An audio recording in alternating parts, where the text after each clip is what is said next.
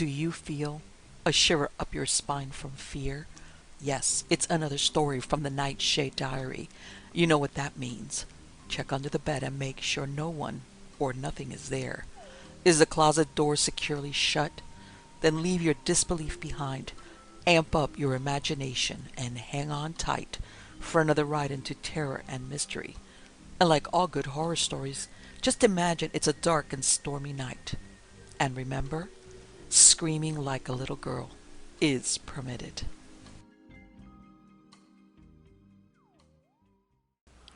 The Napier Limousine by Henry S. Whitehead.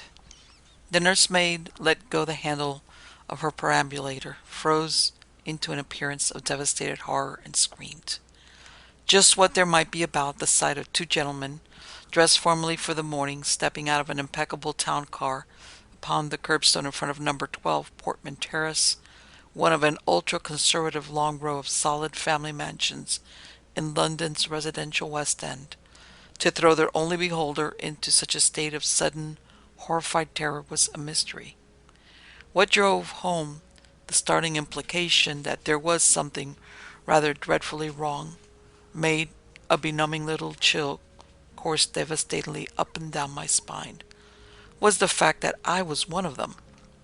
My companion was James Rand, Earl of Carruth, back in London now after 20 years' continuous service in India as chief of the British government's Secret Service, and armed with an experience which might well have filled the measure of life for a dozen ordinary men. The beautifully kept limousine had stopped with a jarless pause, like the alighting of a poised hawk. Portman Terrace was empty of pedestrians, with the exception of the liveried, middle-aged, sensible-looking servant with her glistening, custom-built perambulator. For my own part, if I had been alone, I suppose I should have followed my instinct, stopped, and made some attempt to restore to a normal condition this stricken fellow human being, inexplicably seized in the ruthless grasp of cold fear. But it took more than the eccentricity of a casual nursemaid to upset Lord Carruth's iron self-control. My companion glanced appraisingly at this strange disturbance of the king's peace and led the way up the high flight of marble steps to the front doorway of number 12, his normal expression of facial placidity altered by no more than a raised eyebrow. Still, under the compulsion of our determination to meet the emergency with which we had hastened here to cope, I followed him across the broad sidewalk and ran up the steps just behind him. Carruth's finger was already on the silver doorbell button when I came up beside him, and this circumstance gave me my first occasion to turn and look behind me. I did so at once, because it occurred to me that the very smart gray-haired footman whom the car's owner had addressed as Baines should have been there, pressing that button with an efficient black-gloved finger. Below on the sidewalk, the nursemaid was retreating as rapidly as she could walk, and as she looked back over her shoulder, I saw that her apple cheeks had gone to a kind of oyster gray, and that her terrified mouth hung open like a Greek tragic mask. But the nursemaid, strange sight that she presented, got only a passing glance from me, for I brought my eyes round to the curb where we had alighted, a matter of seconds before, to see what had happened to the footman Baines, who, like any proper footman, should have been up the steps before us. It seemed inconceivable that such a man should be remiss in his duties, and yet I brought my eyes around, I say, and looked down there, and there was no Baines. Neither was there any driver beside the footman in the chauffeur's seat. There was no seat.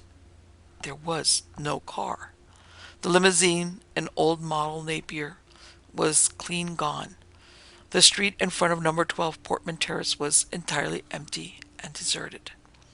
It is hard to set down in words how very serious a jar this discovery was.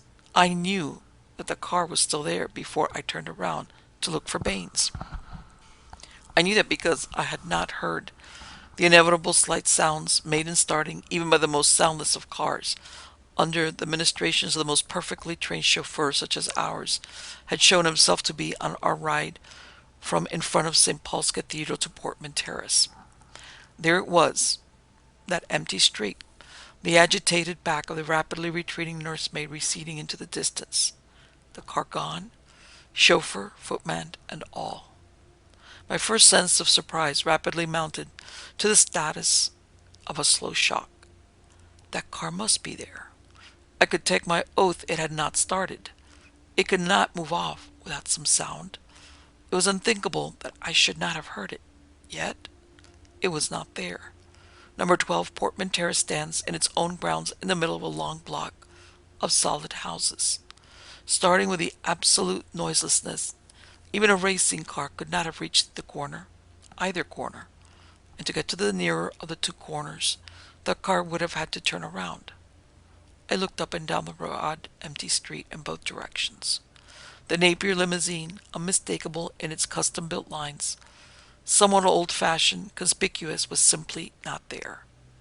I started to speak to Rand, but was interrupted by the opening of the door. A stout, florid family retainer of a butler stood there, bowing.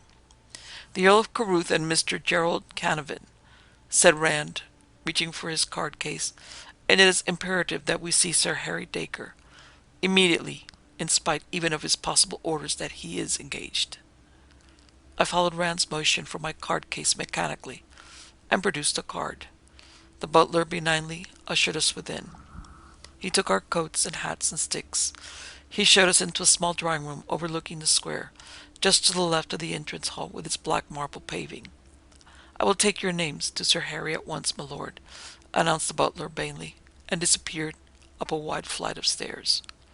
This errand to Sir Harry Dacre, who neither had ever seen but who had been of late a familiar name to the newspaper-reading public, had been thrust upon Rand and myself in a somewhat remarkable manner. I had been, as it happened that morning, to my London tailor's, whose shop is in Jermyn Street, for a fitting. Finishing this minor ordeal and emerging upon Jermyn Street, the very first person I encountered was Rand. We had been together 2 nights previously at a small men's dinner at Sir John Scott's. It was at Sir John's house that I had met him several months before. Anyone met there would be apt to be worth while. Sir John Scott presides over no less an institution than Scotland Yard. I had been immediately fascinated by Rand's grasp of the subject which has always more intrigued me, that of magical beliefs and practices, and the occult among native peoples. We had talked eagerly together, absorbingly, at first evening of our acquaintance. We talked, and in fact almost too late, and too continuously for courtesy to one's host, even at a men's dinner. We outstayed our 3 other fellow guests. A brief note received the next day from Sir John had expressed, to my relief, his gratification that we had found so much to say to each other had proved to be congenial. Rand, he explained briefly, as I, an American, might not be aware of, was the world's first authority on the subject I have named. He had been almost continuously away from England now for more than a score of years, serving the Empire in innumerable strange corners of its far-flung extent, but chiefly in India. A significant phrase of the note read, "It is unquestionably due to Lord Carruth's remarkable abilities that the Indian Empire is now intact." I consider that a very open admission for an Englishman, particularly one in Sir John Scott's position. Meeting on the sidewalk that way unexpectedly, we had stopped to chat for a moment, and as it turned out that we were going in the same direction, we began to walk along together, arm in arm. As we came abreast of St. Paul's Cathedral, an elderly lady, very well dressed in plain black, came diagonally down the steps directly towards us, meeting us precisely as she reached the bottom. She addressed Rand directly. "Will you be good enough to spare me a minute of your time, Lord Carruth?" she inquired. "Assuredly," replied Rand, bowing. We paused, removing our hats.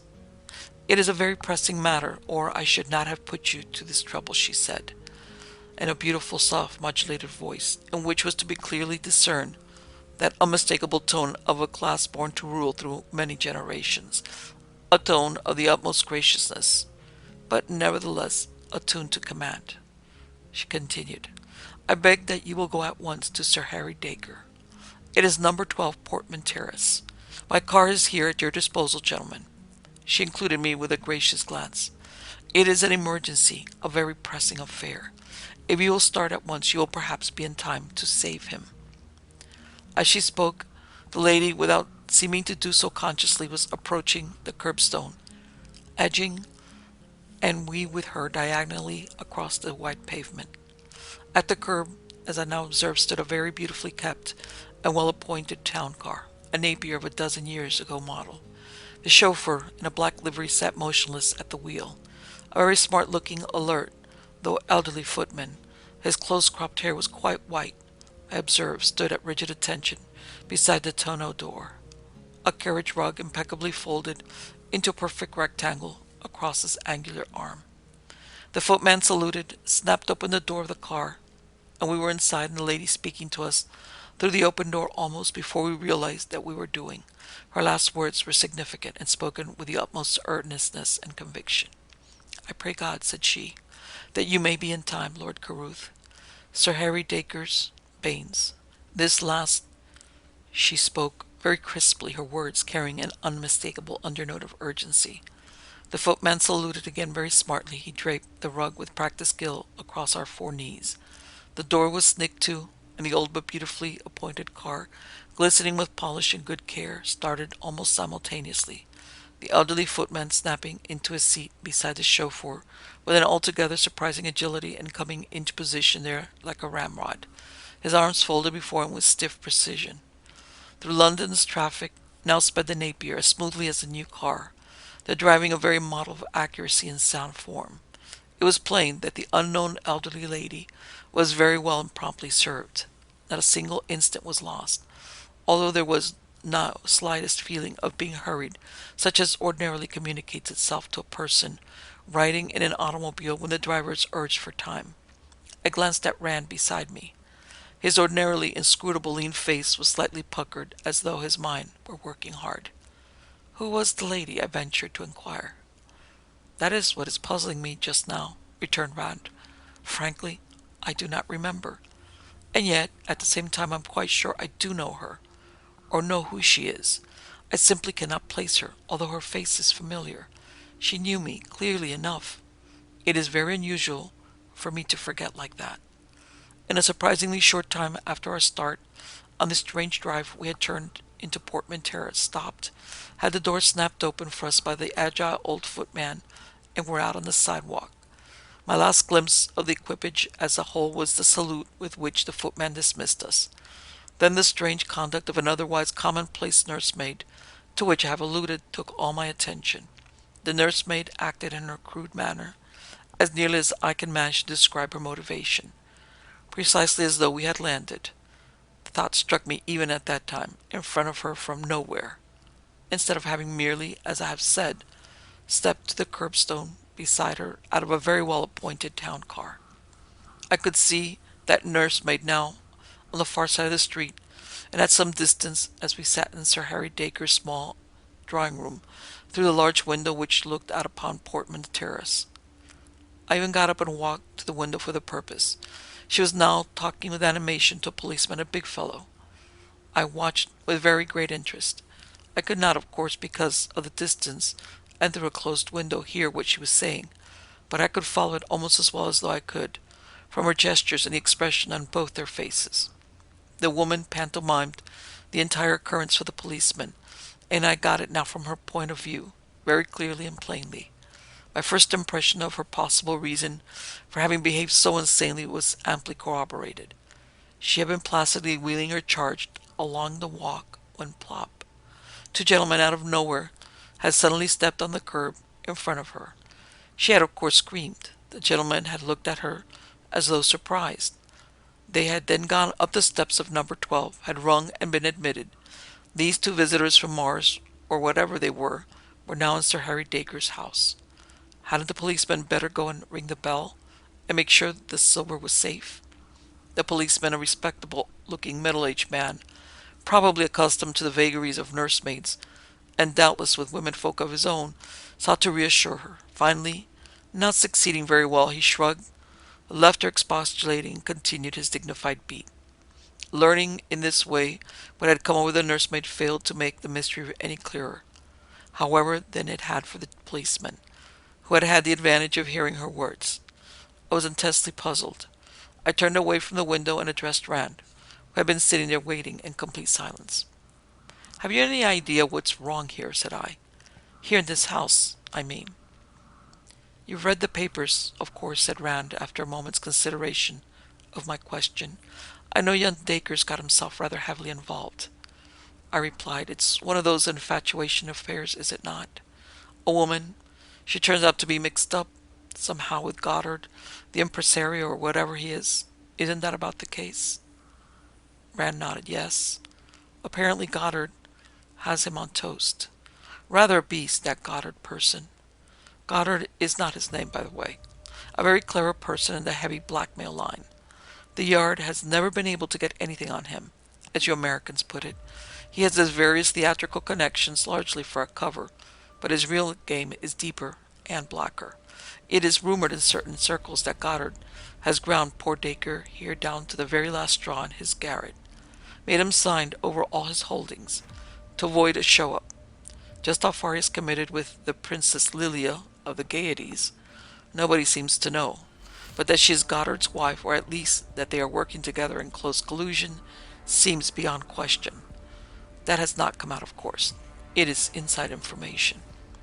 "But," said I, "just how, if I may ask, does that give them so complete a hold on Dacre? Why doesn't he simply repudiate them, now that he must know they set a trap for him?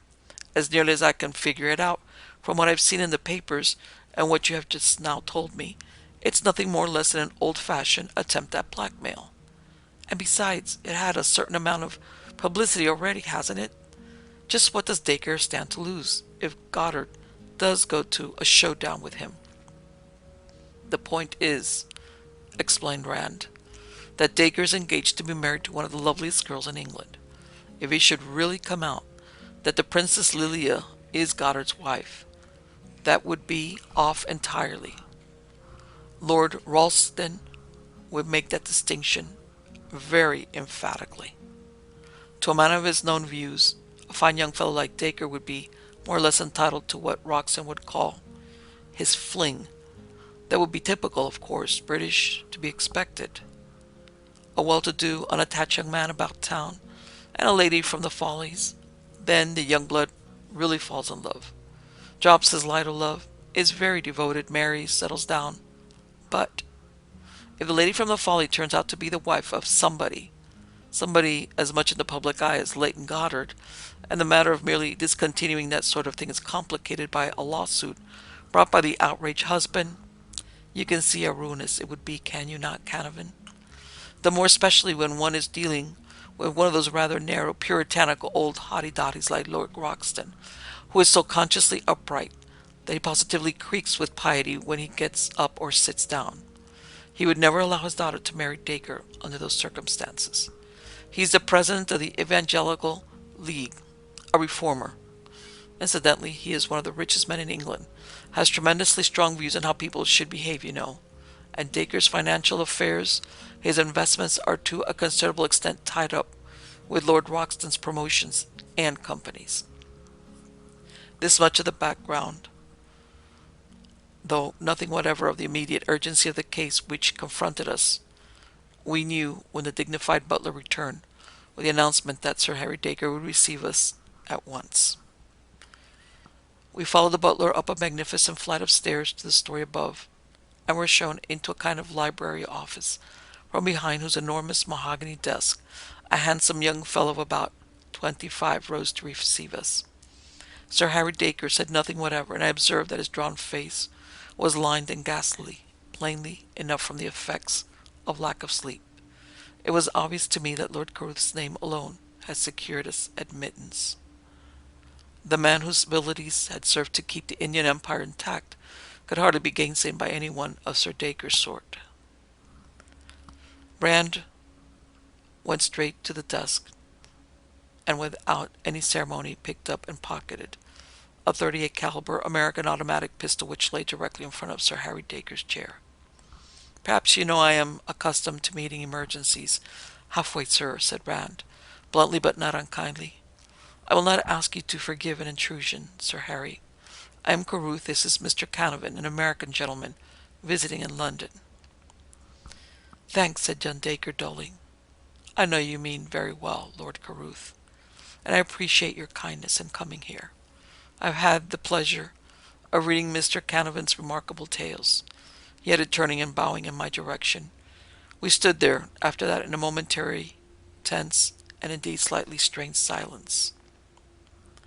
Suppose we all sit down now, that we are all together, said our host. We followed the suggestion, making as we sat a triangle. Dacre behind his great desk, I facing him with my back to the door through which we had entered the room. Rand at my right, and facing a point between Dacre and me, and so commanding a view of him and also the door. We are here to serve you, Sir Harry Dacre, began Rand, without any preamble, and judging by this, he indicated the automatic pistol, it appears that you need assistance and countenance. In a case like this, it is rather futile to waste time on preliminaries or in beating about the bush. Tell us, if you will, precisely what we can do, and I assure you, you may count upon us. It is indeed very good of you, returned Dacre, nodding his head. Then, with a wry and rueful smile, I do not see that there is anything that anybody can do. I suppose you know something of the situation. I am to marry the Lady Evelyn Haversham in a month's time. I have, I suppose, made a complete fool of myself, at least for practical purposes. As a matter of plain fact, there has been really nothing that is seriously to trouble one's conscience. But then, I'll not trouble to excuse myself. I'm merely stating the facts. To put the matter plainly, this Goddard has me where he wants me. A very clever bit of work on his part.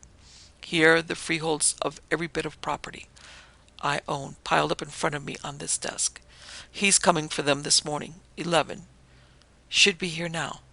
That's the price of his silence about the apparent situation, you see. The Princess Lilia is his wife, it appears. But, Rand put in briskly, how about this? Once more he indicated the pistol. The young man's face flushed a dull red. That was for him, he said quietly, and afterwards he spread his hands in a hopeless gesture for me. But why? Why? Urged Rand, leaning forward in his chair, his lean, aesthetic face eager, his eyes burning with intensity. Tell me, why resort to such means? Because, returned Sir Harry Dacre, there will be nothing left. On the one hand, if I were to refuse Goddard's terms, he would bring out the whole ugly business. Oh, they're clever. A case in court, one of those ruinous things, and an action for alienation of his wife's affections. A divorce case with me as the villain person. On the other hand, don't you see, I'm flatly ruined. These papers convey everything I own to him in return for the release which lies here ready for him to sign. Even with a release signed and in my possession, I could not go on with the marriage. I'd be literally a pauper. It is, well, one of those things that one cannot do. Let me see the release, said Rand, and rose, his hand outstretched. He glanced through it, rapidly nodding his head, and returned it to its place on the desk. There's little time, he continued. Will you do precisely as I say? Yes, said Sir Harry Dacre laconically, but I could see no appearance of hope on his face. Go through with it precisely as arranged, said Rand. A rap fell on the door, and it was opened slightly. Mr. Leighton Goddard, announced the butler, and I saw Rand stiffen in his chair. The look of hopeless despair deepened on the lined face of the young man behind the desk. He had, I surmised, as he had reasoned out this sordid affair, come to the last act. The curtain was about to fall. The man who now entered radiated personality. He was tall, within half an inch or so of Rand's height, and Rand is 2 inches over 6 feet. There was a suggestion of richness about him, sartorial richness, an aura of something oriental, which came into that Anglo-Saxon room with him. One could not put a finger on anything wrong in his really impeccable appearance. Bond Street was written upon his perfect morning coat, but I would have guessed, I think, almost instinctively, that his name was not really Goddard, even if no one had suggested that to me. He glanced about the room, very much self-possessed, and with an air almost proprietary, out of shining, slow black eyes set in a face of vaguely Asiatic cast, a suggestion of olive under the pale skin of the nightclub habitué, a certain undue height of the cheekbones. Now, this isn't according to agreement, Dacre, he addressed his host in a slightly bantering tone, almost genially indeed, a tone underneath which I could feel depths of annoyance. of a poisonous, threatening malice. He had stopped between Rand and me. "We merely dropped in," said Rand in a flat voice, and Goddard glanced around at him out of the corner of his eye. Dacre picked up the hint. "This is Mr. Gerald Canevin, the writer," said he, and I rose and nodded to Goddard. As I did so, I caught Rand's eye, with warning in it. I thought I grasped his meaning. If he had formulated any definite plan for dealing with this ugly situation, there had been no time to warn me of it before Goddard's rather abrupt arrival. Several minutes late for his appointment, I did some very rapid thinking, came to a conclusion, and spoke quietly to Goddard, in a tone of voice that was intentionally somewhat slow and deliberate. "This is Mr. Rand," said I, and Rand flashed me a quick, commending look of relief. He did not want Goddard to know his true identity. That had been my conclusion from his warning look. Fortunately, I had struck the nail on the head that time. The two men nodded coolly to each other, and it seemed to me that suspicion loomed and smoldered in those oriental eyes. Dacre came to the front. "We can get our business over very easily," said Dacre at this point. "Here are the things you want, and here is a place to sign." He stood up behind the desk, holding a sheaf of legal-looking documents. Goddard walked firmly over to the desk, took across it the papers out of Dacre's hand, glanced through them rapidly, nodded as he checked each mentally, and at last, relaxing his tensely held body, thrust them all together into the inside pocket of his morning coat. He smiled quickly as though satisfied, took a step nearer the desk, stooped over, and still standing, reached for a pen and scrawled his name on the paper. Dacre indicated. This done, he straightened up, though still retaining his slightly stooping position, and turned away from the desk.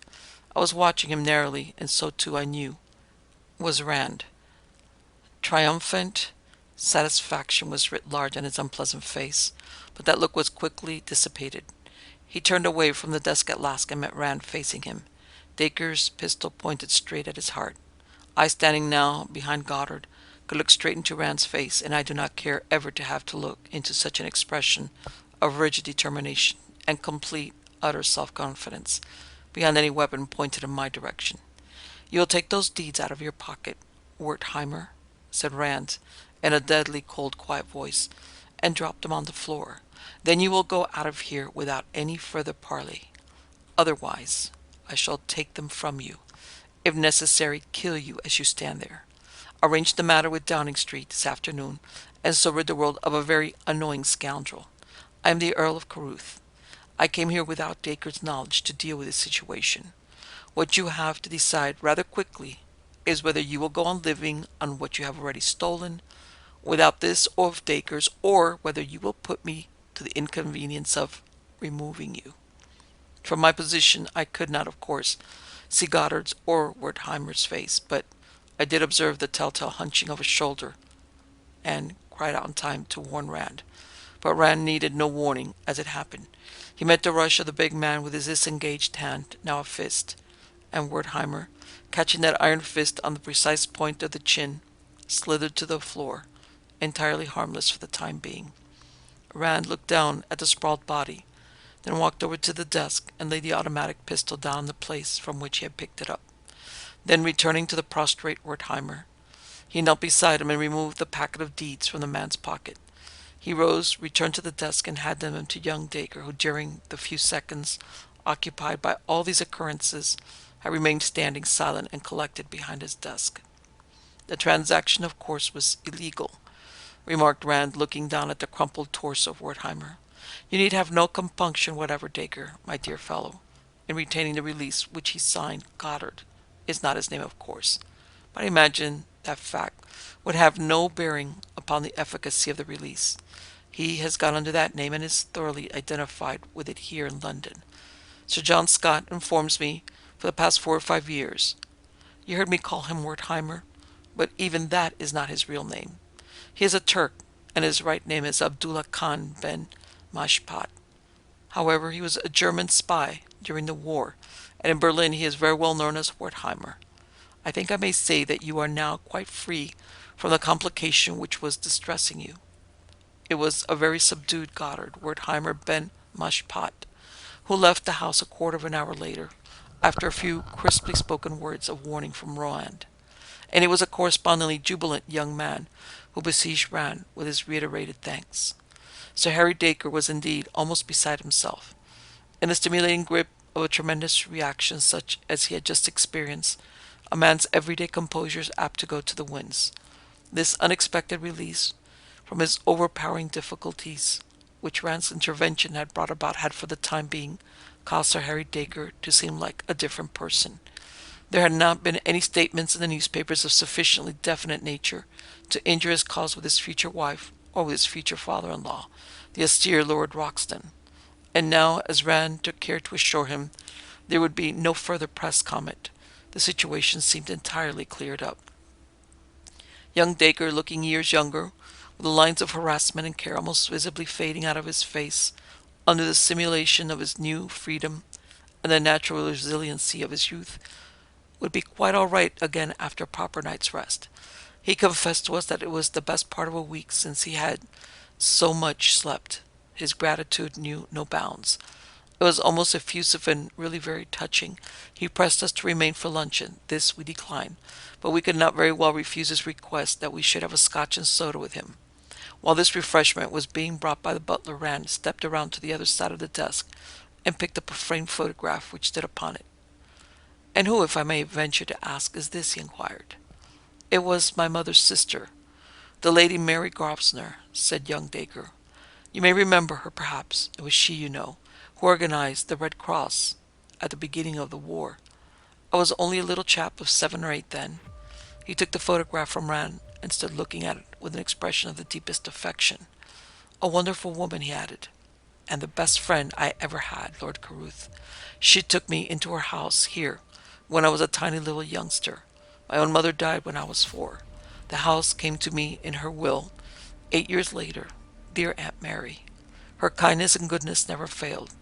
She took me, a rather forlorn little creature, I dare say, into her care. She found time to do everything for me.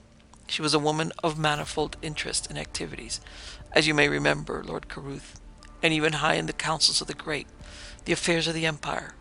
Cabinet members, even the Prime Minister himself, sought her advice, kept her occupied with all kinds of difficult tasks. In spite of all these engagements, she was, as I have said, and in all ways, a mother to me. Yes, more than a mother. I naturally revered her." Young Sir Harry Dacre paused, sitting there in his office library with his guest, to whom he was thus opening his heart with sudden wistful seriousness. When he spoke again, it was in a much quieter tone than that of the little panegyric he had just ended. "Do you know," said he, I thank God that the dear soul was at least spared any knowledge of this dreadful affair, which I can hardly realize, gentlemen, that it is overdone, a thing of the past." Again he paused, sat for a moment very quietly in a natural silence, which neither Rand nor I desired to break. Then, in a hushed tone, his words coming slowly and very reverently, he spoke again. "And if," he began, as though concluding a thought already partly uttered, "if she has been enabled to see it all, from her place in paradise, as one might say, she is rejoicing now, and thanking you. She would have moved heaven and earth to help me." Then, as I looked into the face of Sir Harry Dacre, I saw a slow flush mounting upon it. That curious sense of shame which seems common to every Englishman who allows himself to show others something of his inmost feelings had overtaken the young man. He resumed his discourse in an entirely different and rather restrained tone. "But that, of course, is impossible," said he. "I hope that I have not made myself ridiculous. Naturally, I should know better than to bore you in this way. Reasonable people should not allow themselves to be moved by such old sentimentality. And I was educated modern side." "I do not think we are bored by what you have said," remarked Rand quietly, and added nothing to that. Dacre paused, rose, and replaced on the desk the framed photograph which he had been holding and looking at while he spoke. As yet, except from the back, I had not had a view of it. Returning to where we were seated, Dacre took a chair between Carruth and me. "Curious," exclaimed our host, breaking a brief silence. "I mean to say, my aunt there was very active in the war, you know. As a matter of fact, she visited every front and never received as much as a scratch. People used to say that she seemed to bear a charmed life. Then, back home here in England, driving one afternoon through Wolverhampton in her old town car, It was just 2 days before the armistice in 1918. I was just 12 at the time. A bomb from a raiding German airplane took her, poor lady, and along with her old Baines, her footman, who had been with her 34 years, and the chauffeur. Killed all three, snuffed them right out, and there wasn't enough of the old Napier town car left to identify it. The way things happen. Carruth nodded sympathetically. It was plain that young Dacre had been much moved by his recital. He must have had an extraordinarily high regard for the splendid woman who had mothered him. At this moment Dacre's butler appeared with a tray and bottles, ice, tall glasses, and siphons of carbonated water. While he was arranging these on a table, I walked over to the desk and took up the large frame photograph. There in the uniform of the British Red Cross looked out at me the splendid face of a middle-aged lady, the face of a true aristocrat, of one born to command. It was kindly and, though possessing a firm, almost a stern expression, the look of one who would never give up. I replaced the photograph, my hand shaking. I turned about quickly and walked across the room. I wanted rather urgently to be quite close to living, breathing human beings like Carruth and our host, fellow men, creatures of common everyday flesh and blood. I stood there among them, between Rand and Dacre, and almost touching the urbane butler as he prepared our scotch and soda with admirable professional deftness. I confessed that I wanted something else, besides the sense of human companionship which had come upon me so compellingly that I had found my hands shaking as I set the framed photograph back into its original place on Sir Harry Dacre's desk. Yes, I wanted that high, cool iced tumbler of Scotch whiskey and soda the butler was handing me. I barely waited, indeed, until the others had been served to raise it to my lips, to take a great hasty drink, which emptied the glass halfway to its bottom. For I had seen that photograph of Dacre's aunt, Lady Mary Grosvenor, that firm gentlewoman who had in the goodness of her noble heart stolen precious time from the councils of a great empire to comfort a pathetic little motherless child, who would have moved heaven and earth, a woman who would never give up. Old Baines, her footman, been with her 34 years. Killed all three, snuffed them right out. Not enough of the old Napier town car left to identify it. And I had looked at that photograph. I finished my scotch and soda and set my glass down on the butler's silvery tray. I drew in a deep breath.